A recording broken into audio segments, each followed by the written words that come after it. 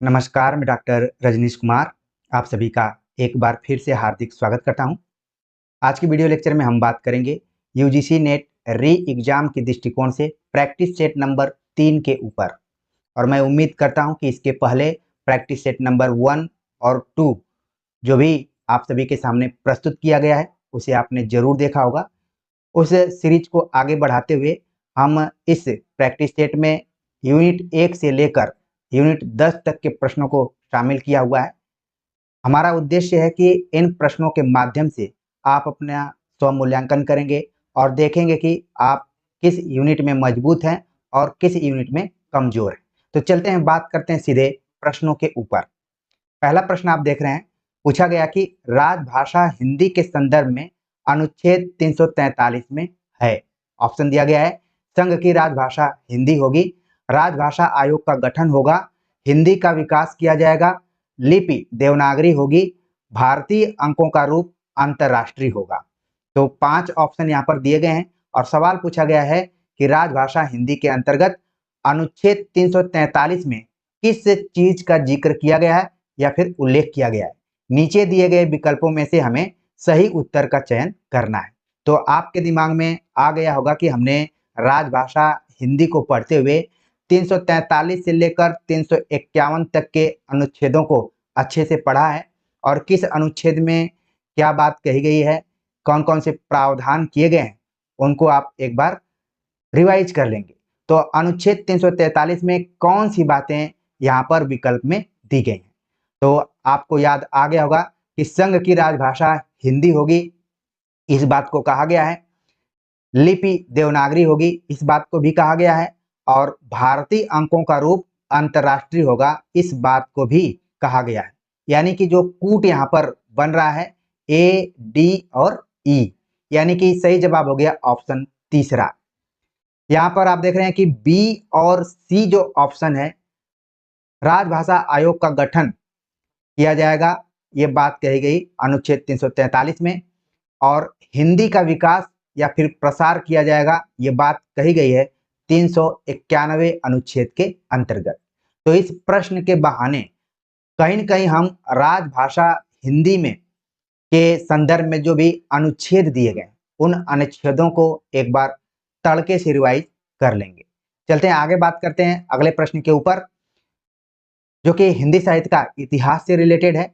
पूछा जा रहा है कि आचार्य रामचंद्र शुक्ल ने अपने इतिहास में पंच बिड़ाल का उल्लेख किया है, उसको प्रथम से बाद के क्रम में लगाइए। आलस्य, हिंसा, काम, चिकित्सा, मोह, ये पंच बिड़ाल हैं और हमें इनको क्रम से लगाना है। नीचे दिए गए विकल्पों में से सही उत्तर का चयन करना है। तो जब आप आचार्य रामचंद्र शुक्ल का हिंदी साहित्य का इतिहास ग्रंथ पढ़ेंगे तो बौद्धों और सिद्धों की चर्चा करते हुए उन्होंने पंच बिड़ाल का उल्लेख किया हुआ है। ऑलरेडी यूजीसी नेट के प्रीवियस ईयर के क्वेश्चन पेपर को आप देखेंगे तो वहां पर पंच बिड़ाल से सवाल आ चुका है। यहाँ पर भी आप देख रहे हैं कि क्रम से बताना हमें कि पहले नंबर पर कौन है, दूसरे पर कौन है, तीसरे पर कौन है, चौथे पर कौन है और पांचवें पर कौन है। तो सही जवाब इसका है ऑप्शन पहला, A B C D E, यानी कि आलस्य, हिंसा, काम, चिकित्सा और मोह, ये पंच बिड़ालों का जो क्रम दिया गया है वो एकदम से सही क्रम है। A B C D E, यानी कि इसी क्रम में हमें उस पुस्तक में क्रम दिखाई देगा। तो सही जवाब हो गया ऑप्शन पहला। लेकिन आपको ध्यान में रखना है कि पंच बिड़ाल में कौन कौन सी चीजें शामिल है। हो सकता है कि आगे के एग्जाम में आपको इनमें से कोई 3 ऑप्शन ही चुनना पड़े। चलते हैं, बात करते हैं अगले क्वेश्चन के ऊपर। सवाल है कि वे सिद्धवाणी के अत्यंत सरस हृदय के कवि थे। आचार्य रामचंद्र शुक्ल ने यह बात किस कवि के संदर्भ में कही है। ऑप्शन दिया गया है सरहपा, तुलसीदास, बिहारी, भारतेंदु हरिश्चंद्र। तो अभी हाल ही में हमने एक वीडियो लेक्चर में इस पर जोर देकर इस कथन की तरफ आप लोगों का ध्यान आकर्षित किया था और जो भी हमारे रेगुलर विद्यार्थी हैं वो आंसर तक पहुंच गए होंगे। सही जवाब है ऑप्शन चौथा, भारतेंदु हरिश्चंद्र के बारे में रामचंद्र शुक्ल का ये कथन है। हालांकि जो हमने विकल्प बनाया हुआ है काफी क्लोज विकल्प है, हो सकता है कि कुछ लोग सिद्ध को देखकर सरापा बता दें, कुछ लोग सरस हृदय को देखकर तुलसीदास बता दें, कुछ लोग रीतिकाल को जो अलग अलग धाराओं में बांटा गया है, रीतिबद्ध, रीति सिद्ध, रीति मुक्त, तो उसमें बिहारी को भी रख दें। लेकिन जो विद्यार्थी हमारे रेगुलर तौर पर यहाँ पर जुड़ते हैं और हमारी एक एक बात को ध्यान में रखते हैं, वो निश्चित तौर पर सही उत्तर तक पहुंचेंगे। तो किसके बारे में आचार्य रामचंद्र शुक्ल ने कहा था कि वे सिद्धवाणी के अत्यंत सरस हृदय के कवि थे। आगे बात करते हैं। अगला जो प्रश्न है काव्य हेतु से रिलेटेड है। सवाल पूछा जा रहा है कि काव्य हेतु के संदर्भ में पहले से बाद के क्रम में लगाइए, और यहाँ पर काव्य हेतुओं की परिभाषा दी गई है। काव्यम तु जायते जातु कस्यचित् प्रतिभावतः नैसर्गिकी च प्रतिभा श्रुतम च बहु निर्मलम लोको विद्या प्रकीर्णन च काव्या अंगानी शक्ति निपुणता लोक काव्य शास्त्र विगक्षणात् प्रतिभा केवलाम कारणम। तो यहाँ पर अलग अलग आचार्यों द्वारा काव्य हेतु की परिभाषाओं को दिया गया है।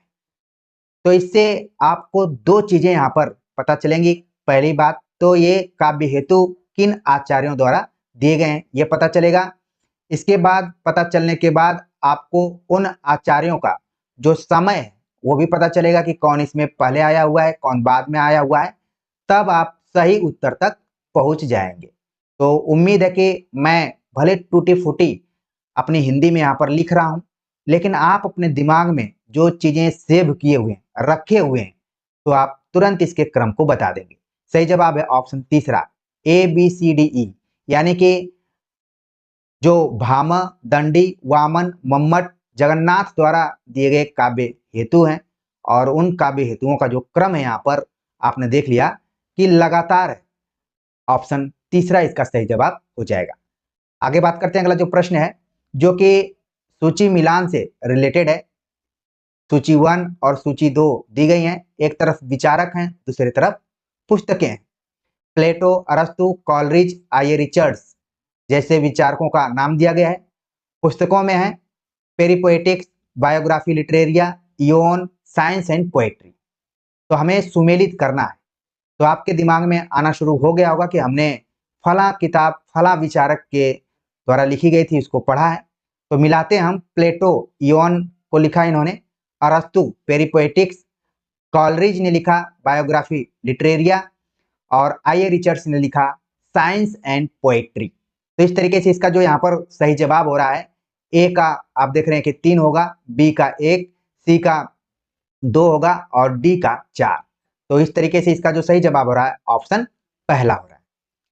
आगे बात करते हैं। अगला जो प्रश्न है बहुत ही छोटा सा प्रश्न, लेकिन परीक्षाओं में हो सकता है कि ये बड़ा साबित हो जाए। राम मनोहर लोहिया का संबंध किस विचारधारा से है? ऑप्शन दिया गया मार्क्सवादी, समाजवादी, गांधीवादी, अंबेडकरवादी। तो राम मनोहर लोहिया किस तरीके के विचारधारा से प्रभावित थे? सही जवाब है ऑप्शन बी, समाजवादी विचारधारा से प्रभावित थे। आगे बात करते हैं। अगला जो प्रश्न है सूर्यकांत त्रिपाठी निराला की कविताओं के संदर्भ में सही है। कविताएं दी गई हैं, जूही की कली, बादल को घिरते देखा, कुकुरमुत्ता, यह दीप अकेला, बांधो न नाव इस ठाव बंधु। नीचे दिए गए विकल्पों में से सही उत्तर का चयन हमें करना है। तो आपके सिलेबस से सीधे सीधे इस प्रश्न को उठा लिया गया है, बनाया गया है। हालांकि इसको हमने क्वेश्चन का फॉर्मेट दिया हुआ है और आपके दिमाग में इसका सही जवाब आना शुरू हो गया होगा कि हमने सूर्यकांत त्रिपाठी निराला की जूही की कली, कुकुरमुत्ता, बांधो न नाव इस ठाव बंधु कविताओं को पढ़ा है। यानी कि इसका जो कूट बन रहा है आप देख रहे हैं ACE बन रहा है। सही जवाब हो गया ऑप्शन तीसरा। आगे बात करें तो बड़ा ही यूनिक ढंग का प्रश्न, इसी तरीके से नए पैटर्न पर प्रश्न बन रहे हैं। कामायनी के संदर्भ में मुक्तिबोध के कथन यहाँ पर दिए गए हैं। जैसा कि आप जानते हैं कि मुक्तिबोध ने कामायनी पर लगभग 20 वर्षों तक अध्ययन किया और जाकर उन्होंने एक पुस्तक लिखा, कामायनी एक पुनर्विचार। ये आलोचनात्मक रूप में कई बार परीक्षाओं में पूछा जा चुका है और आप लोग भी उसको जानते होंगे। तो उसी किताब से यहाँ पर कथन लिए गए हैं। मुक्तिबोध के क्या विचार रहे हैं कामायनी के संदर्भ में, 5 ऑप्शन दिए गए, उसमें से हमें किन्हीं 3 सही उत्तरों का चयन करना है। तो ऑप्शन ए दिया गया है, कामायनी उस अर्थ में कथा काव्य नहीं है कि जिस अर्थ में साकेत है। कामायनी की कथा केवल एक फैंटेसी है। कामायनी जीवन की पुनर्रचना है। यह काव्य बड़ी विशद कल्पनाओं और मार्मिक उक्तियों से पूर्ण है। श्रद्धा नाम के साथ उसे कामायनी भी कहा जाता है। तो इसमें से हमें बताना है कि मुक्तिबोध के कौन कौन से कथन हैं। तो सही जवाब है option A B C.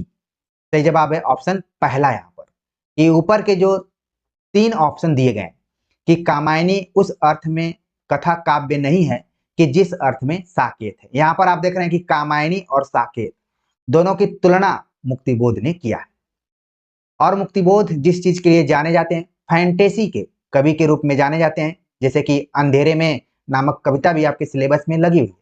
Kamayani को भी उन्होंने कहा कि कामायनी की कथा केवल एक फैंटेसी है। और फैंटेसी को क्या कहा जाता है? कपोल कल्पना। ठीक है, जिसको कि मुक्तिबोध ने दिवा स्वप्न भी कहा है। ठीक है, और इसको ये भी कहा है कि कल्पना की पुत्री। जब आप किताब को पढ़ेंगे तो ढेर सारे वाक्य आपको, छोटे छोटे वाक्य मिल जाएंगे। तो कामायनी की कथा केवल एक फैंटेसी के रूप में माना है मुक्तिबोध ने। और साथ में उन्होंने कहा कि कामायनी जीवन की पुनर्रचना है।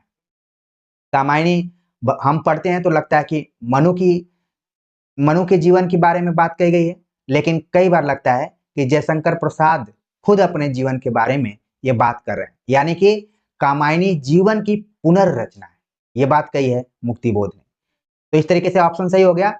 इसके बाद आप देख रहे हैं कि डी और ई ऑप्शन जो है, इसमें डी जो है वो आचार्य रामचंद्र शुक्ल का कथन है और ई जो है वो खुद जयशंकर प्रसाद का है। यानी कामायनी की भूमिका में आप इस वाक्य को देख सकते हैं। और आचार्य रामचंद्र शुक्ल के हिंदी साहित्य का इतिहास में देख सकते हैं कि उन्होंने कहा कि यह काव्य बड़ी विशद कल्पनाओं और मार्मिक उक्तियों से पूर्ण है। तो इसका सही जवाब आपके दिमाग में आ गया होगा कि ऑप्शन पहला है। आगे बात करते हैं, अगला जो प्रश्न है जो कि उपन्यास से रिलेटेड है। और यहाँ पर पात्रों के नामों से देखने के बाद आपके मन मस्तिष्क में आ गया होगा कि गोदान उपन्यास से इसको लिया गया। लेकिन सवाल देखिए क्या पूछा गया है। भिक्षुक जब तक 10 द्वारे न जाए उसका पेट कैसे भरेगा? मैं ऐसे भिक्षुकों को मुंह नहीं लगाती, ऐसे तो गली गली मिलते हैं। फिर भिक्षुक देता क्या है? आशीष, आशीषों से तो किसी का पेट नहीं भरता। यह संवाद किसके बीच हुआ है? आप देखेंगे ये प्रश्न यूपी जीडीसी के एग्जाम में भी पूछा जा चुका है। तो यहाँ पर पूछा गया कि संवाद किसके बीच में हुआ है। झुनिया गोबर से कहती है, गोबर झुनिया से, होरी धनिया से, धनिया होरी से। तो झुनिया गोबर, धनिया होरी, 4 ऑप्शन दिए गए हैं। सही जवाब आपके मन में जरूर आ रहा होगा कि हमने गोदान में पढ़ा था, तो झुनिया गोबर से ये बात कह रही है। झुनिया गोबर से कह रही है। ठीक है ना, इस चीज को आपको ध्यान में रखना है। कहती है कि भिक्षुक जब तक 10 द्वारे न जाए उसका पेट कैसे भरेगा। यहाँ पर कहीं न कहीं व्यंजना शब्द शक्ति का प्रयोग किया गया है। भिक्षुक उन अस्थिर चरित्र वालों के लिए यहाँ पर प्रयोग किया गया है कि कैसे विश्वास किया जाए। तो इस चीज को आप, वो जो दृश्य है जब झुनिया गोबर से मिलता है और उसके घर भूसा पहुंचाने के लिए गया हुआ है, और भी घटनाएं जो हैं आप दृश्य याद कर लिए होंगे कि कब इसकी चर्चा होती है। आगे बात करते हैं, अगला जो प्रश्न यहाँ पर पूछा गया कि जीवन वैचित्र का दूसरा नाम है। जिनके जीवन एक रूपता के बोझ से कुचले जाकर नष्ट हो गए हैं, उनके जीवन में भी इतनी घटनाएं हुई होंगी कि एक सुंदर उपन्यास बन सके। यदि प्रत्येक व्यक्ति अपनी जीवनी लिखने लगे तो संसार में सुंदर पुस्तकों की कमी न रहे। लेकिन तब जब हरेक को लिखना आता, यह कथन किस उपन्यास से लिया गया है? तो देखिए ये कथन बड़ा ही इंपॉर्टेंट है आप सभी परीक्षार्थियों के लिए भी और शिक्षकों के लिए भी। आजकल आप देखेंगे कि लोग अपने जीवन से जुड़ी हुई चीजों को अलग अलग प्लेटफॉर्म पर बताने का प्रयास करते हैं, जिससे कोशिश उनकी रहती है कि लोग मोटिवेट हों, प्रेरित हों। यहाँ पर बताया गया कि जीवन वैचित्र का दूसरा नाम है।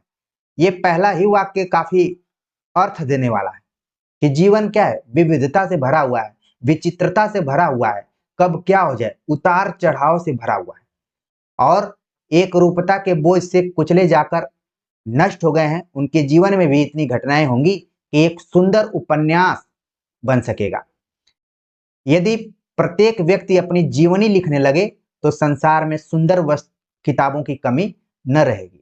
लेकिन कब? जब कोई लिखना तो जानता हो।